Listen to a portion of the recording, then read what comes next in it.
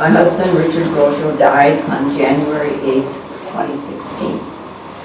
After his death, as I talked to friends and acquaintances about his illness, his choice to die, and our love story, many would say to me, "You should write a book."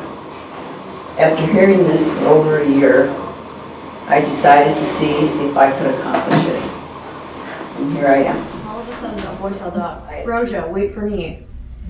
We waited beside the bus, and soon there was one of Richard's Michigan fraternity brothers getting off the bus. He recognized Richard's voice all the way from the back seats. "Martha, this is Jerry Hurl," Richard said, introducing us. "Jerry, this is my wife, Martha."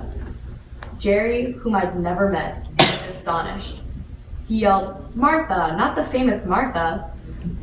Everyone around us turned to stare. I felt my face grow warm. Richard had always told me he talked about me to everyone when he was in college. I hadn't disbelieved him exactly, but I thought maybe he'd been exaggerating. But no, here was this guy Richard hadn't seen in over 20 years, and he remembered hearing about me way back then. The famous Martha. I couldn't believe it.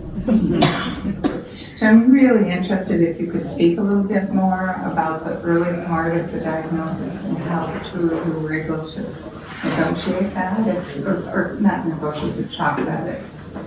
If you Well, do that.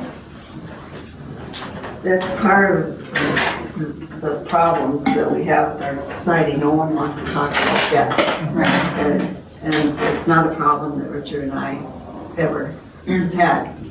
You know, Richard lived in his own terms, and he died in his own terms, and he preserved his dignity.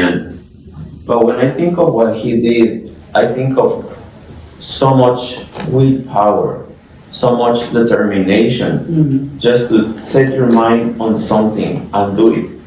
When his mind really wasn't working at his 100%, but he was still able to focus and do it.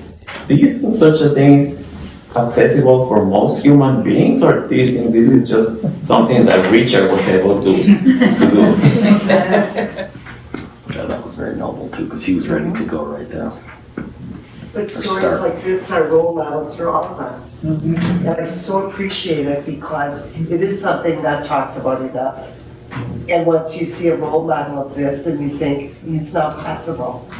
And I think it's a very brave and beautiful thing. And I'm grateful to him and to you for sharing it. Thank you.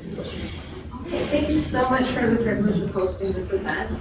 Books are available for purchase at the front of the store or the front desk, and Martha will be doing signing at this table. Thank you so much for being here. We would not be a bookstore without you.